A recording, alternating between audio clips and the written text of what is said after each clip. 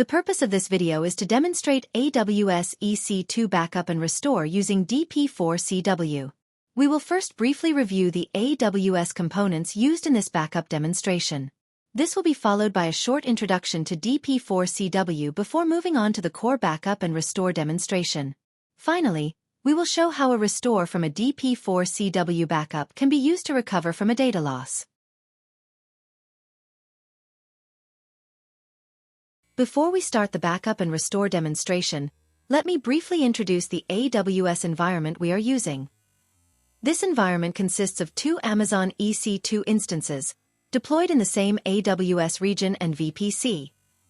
Each instance has a specific and well-defined role in the backup workflow. The first instance is called AWS PRXY. This instance plays the role of the DP4CW proxy, or backup node. It is responsible for orchestrating backup and restore operations, communicating with AWS APIs, and performing data movement when required.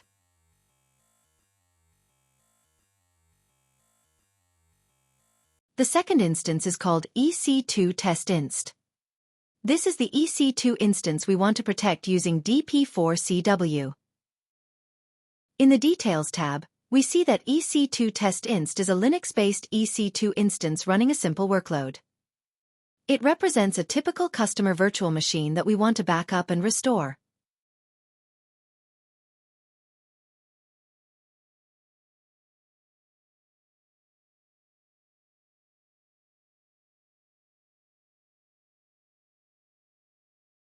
Security-wise, the instance is protected by security groups that allow only the necessary access, such as SSH for administration. There is no direct dependency between the application workload and the backup infrastructure. From the Networking tab, EC2 test inst is located in the same VPC and availability zone as the proxy. In this test environment, both instances are deployed in a public subnet, meaning the subnet has a route to an internet gateway. This choice is made for simplicity and ease of access during the demonstration. From a DP4CW perspective, however, the actual requirement is a hybrid subnet using a NAT gateway. A hybrid subnet is a private subnet with outbound internet access only, typically provided through a NAT gateway. This is required because DP4CW nodes, acting as proxies, must be able to reach the DP4CW server over HTTP or HTTPS on the configured port. Using a hybrid subnet with a NAT gateway provides the necessary outbound connectivity, while avoiding any inbound exposure from the internet, and is the recommended approach for production environments. In the storage section, we can see multiple EBS volumes attached to the instance. For this specific instance, two disks are attached. The first one is the root disk, mounted as /dev/xvda, with a size of 8 GB, which contains the operating system. The second one is a data disk, mounted as /dev/sdb, with a size of 5 GB, which contains application data. These two volumes are the primary objects protected by the backup process. The purpose of this setup is to demonstrate how DP4CW can back up and restore both the operating system disk and an additional data disk together. Before moving forward, let's say a few words about the AWS IAM user that is used by DP4CW to interact with AWS.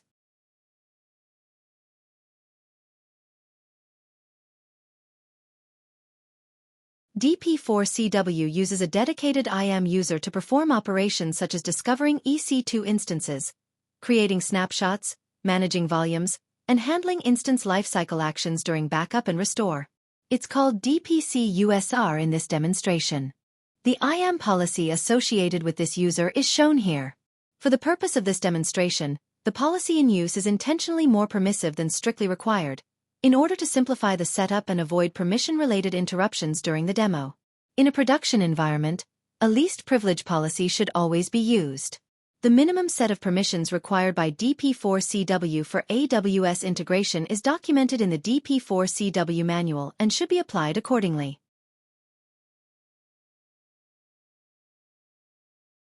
With this setup, we have a clear separation of roles. The AWS PRXY instance manages backup operations, and EC2 test inst represents the workload being protected. In the next step, we will initiate a backup of EC2 test inst and then demonstrate how DP4CW can restore it in AWS. Before we start configuring backups, let's take a quick look at the main sections of the DP4CW interface and how they are used.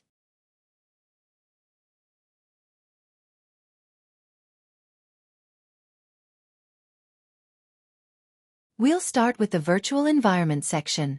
This area represents the infrastructures that DP4CW protects. Under Virtualization Providers, we define and manage the platforms that DP4CW connects to. In this demo, this is where AWS is configured as a virtualization provider. The provider configuration includes connectivity details, credentials, and region-specific settings that allow DP4CW to discover and manage cloud resources.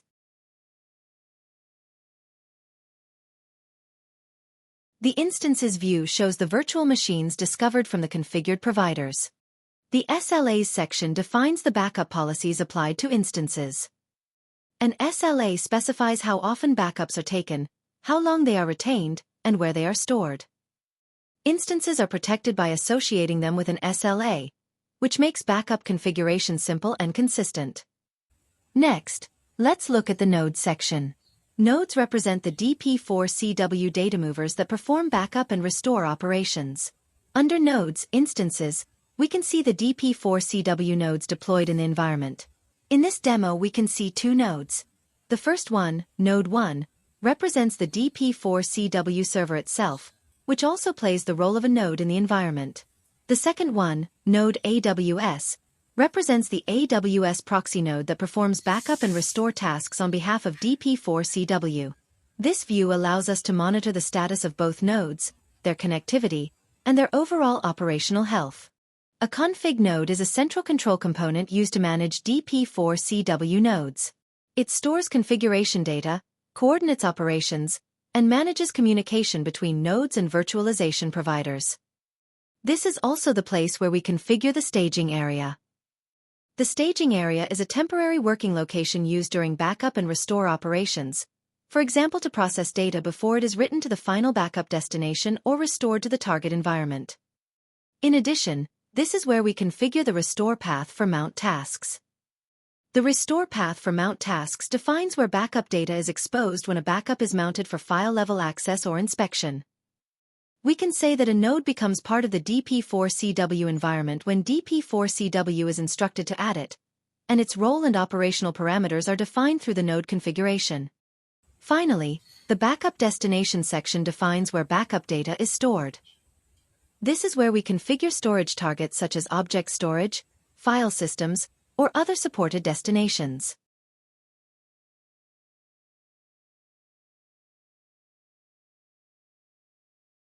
With this structure in place, we can now move on to configuring and running backups.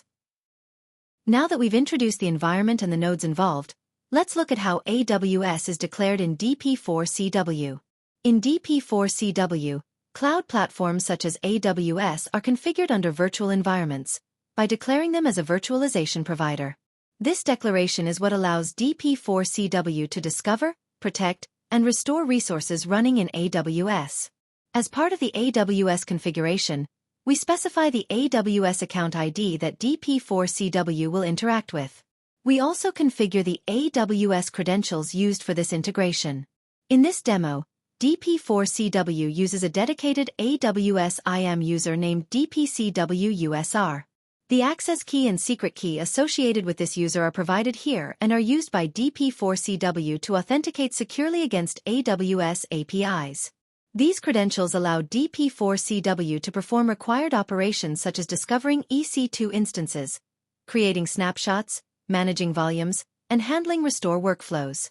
As mentioned earlier, the IAM policy associated with this user is intentionally more permissive for the purpose of this demo.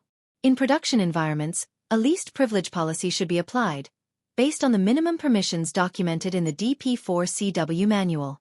An important part of the AWS hyperscaler declaration is the node configuration. This node configuration defines which DP4CW node will be responsible for executing operations against AWS. In this case, The node configuration is associated with the AWS proxy node, which we introduced earlier. This means that all AWS-related operations, such as backups and restores, are executed through the proxy node, while being centrally orchestrated by the DP4CW server. With the AWS hyperscaler declared, credentials configured, and the node configuration associated with the proxy node, DP4CW is now fully connected to AWS. In the next step, we will see how EC2 instances are discovered and protected using this configuration.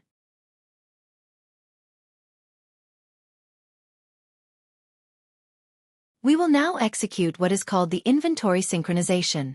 During this step, DP4CW uses the AWS configuration provided earlier to connect to AWS and collect all EC2 instances that can potentially be included in backup jobs. Before launching the operation, let's confirm that the list of discovered instances is empty by clicking on the Instances submenu. To start this process, hover over the newly created AWS provider entry and select Inventory Synchronization. This action creates an inventory synchronization task, which is represented by a small gray icon in the status bar. While the task is running, the icon changes color. It turns blue while the task is in progress, red if the task fails, or green if the task completes successfully. By clicking on the green arrow in the bottom right corner, we can access more details about the task execution. Here we can see the progress and the completion percentage. Once the inventory synchronization is complete, we can verify which EC2 instances have been discovered by DP4CW. To do this, we navigate to the Virtual Environments Instances menu. As we can see, both the EC2 test instance and the AWS PRXY instance have been successfully inventoried by DP4CW. By clicking on the EC2 test instance, we can access detailed discovery information. In particular, we can see that DP4CW has correctly detected the two volumes attached to this instance. These volumes have sizes of 8 GB and 5 GB, corresponding to the root disk and the data disk. Now that the inventory is complete and the target instance has been discovered, the next step is to create a backup job, or backup SLA, that includes the EC2 test instance.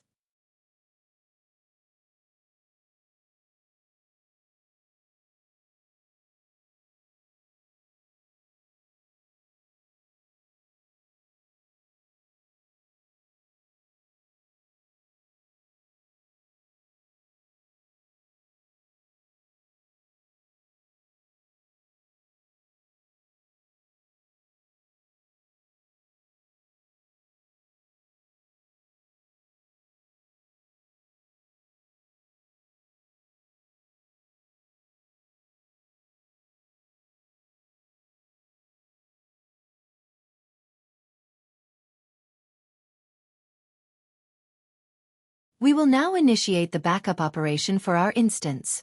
This operation can be launched either manually or according to a defined schedule. In this case, we will launch it manually using the newly created backup SLA.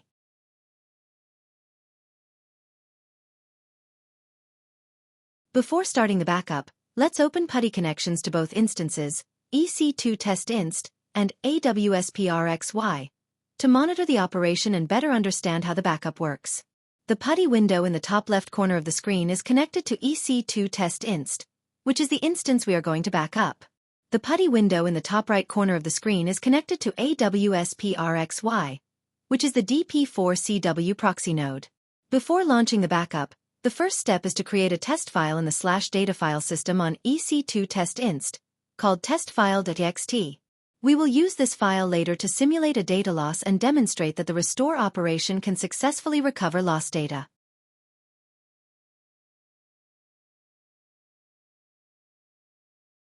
The second step is to use the PuTTY terminal connected to the proxy server and run the Linux command lsblk f combined with the watch tool to monitor the storage volumes mounted on the proxy node. This will allow us to clearly see how the storage layout changes during the backup operation. As the backup runs, DP4CW creates a snapshot of each volume attached to the protected instance, in this case EC2 test inst. These snapshots are then attached as new volumes to the proxy instance, AWS PRXY, where the backup data is processed. We will now launch the backup. To do this, We hover over the newly created backup SLA and click on Backup. This action creates a new task for the backup job, which is represented by a small gray icon at the bottom of the window. The gray color indicates that the job is in a waiting state. Once the backup starts running, the icon color switches to blue, indicating that the job is now in progress. We can perform basic monitoring of the job by clicking on the small green icon at the bottom. In the newly opened window, we can see that the job is running and we can track the progress percentage. Now that the backup is running, let's switch to the proxy server to monitor the volume attachments during the backup operation.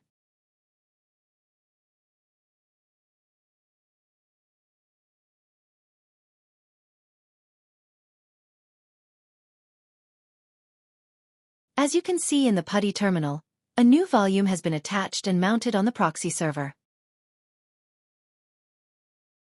Please notice that the details of this newly attached volume match the details of the root volume of the instance being backed up.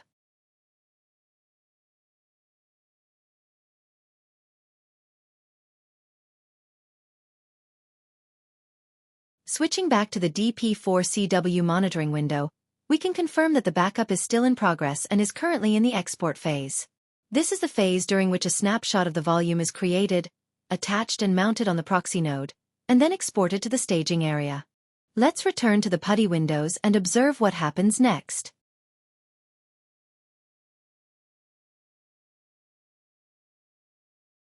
We can now see that the volume which was previously mounted has been unmounted, which indicates that its contents have been fully exported to the staging area.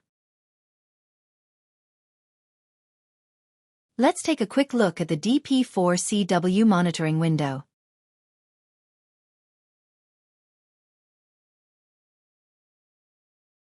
We can see that the backup has progressed in terms of percentage, but it is still in the export phase. Back again to the PuTTY windows and notice that again a new volume has been attached and mounted on the proxy server. Please notice that the details of this newly attached volume match the details of the data volume of the instance being backed up.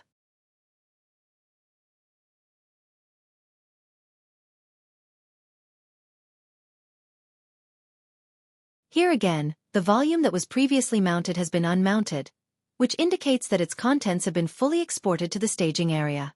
Let's take another quick look at the DP4CW monitoring window.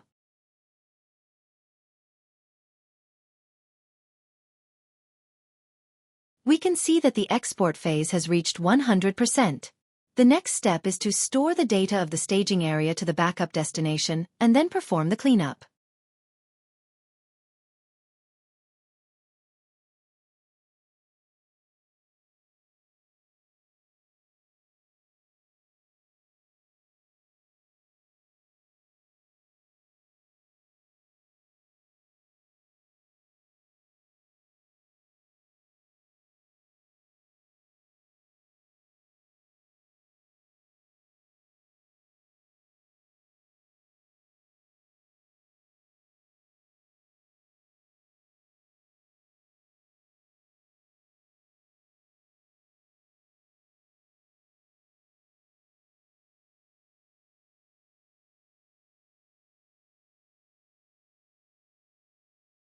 We can see now that the store phase and all the cleaning phase has been triggered and completed successfully.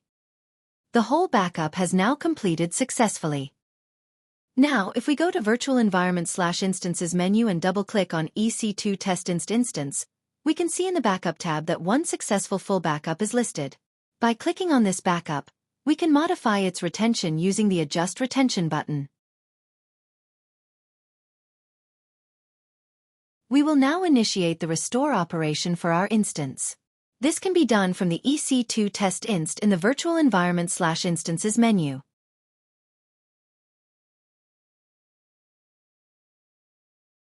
Before launching the backup, we will first use the PuTTY terminal of the EC2 Test Inst to delete the /data/test_file.txt file to simulate a data lost. The purpose is to check that the restored instance contains this file.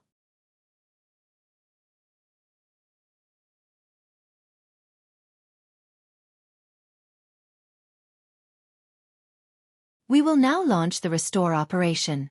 To do this, we hover over EC2 Test Inst in the virtual environments, Instances menu and click on Restore. This action opens a new window where we can define the restore options. We will keep the default options, with one exception. For the restored instance, we choose to change the name of the restored virtual environment. This allows the restore to create a new EC2 instance, instead of overriding the original one, and lets us compare the original instance with the restored instance.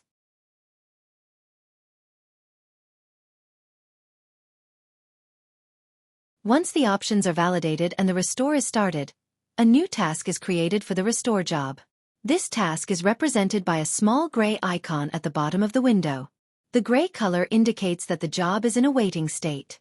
When the restore starts running, the icon color switches to blue, indicating that the job is now in progress.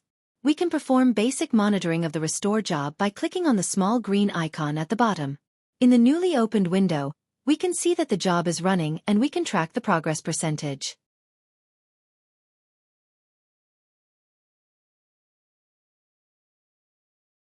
We can observe that the restore phase, which consists of copying the data from the backup destination to the restore staging area, has already completed.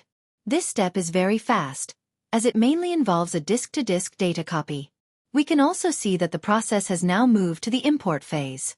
The import phase consists of creating the EC2 instance and updating its disks with the backed up data. This is the phase that typically takes the most time during a restore operation.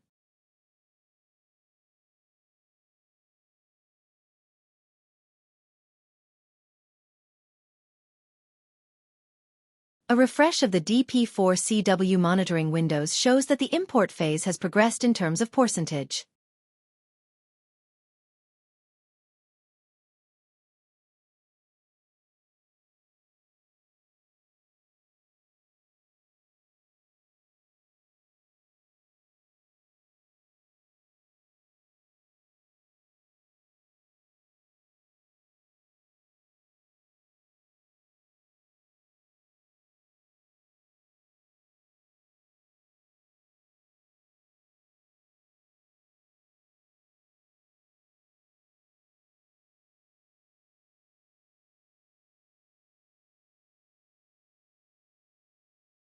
The import phase has now completed successfully. This also marks the end of the entire instance restore. The next step is to check in AWS side and ensure that a new instance has been created. Let's switch to the AWS console and look at the current situation. We can observe that a new EC2 instance has been created with the new name we specified during the restore. This restored instance is currently in a stopped state. To verify that all data has been recovered, we need to start it. Before doing so, we will stop the original instance to avoid any overlap or confusion.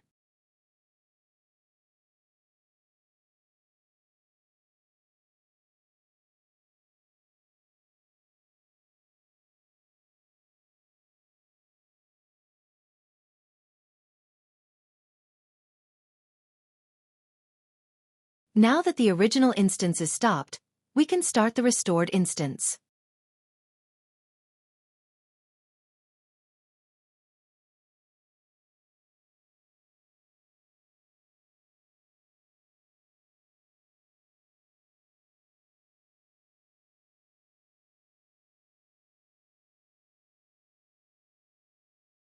Now that the restored instance is now running, let's open a PuTTY connection to it and check whether the file/data/testfile.txt is present.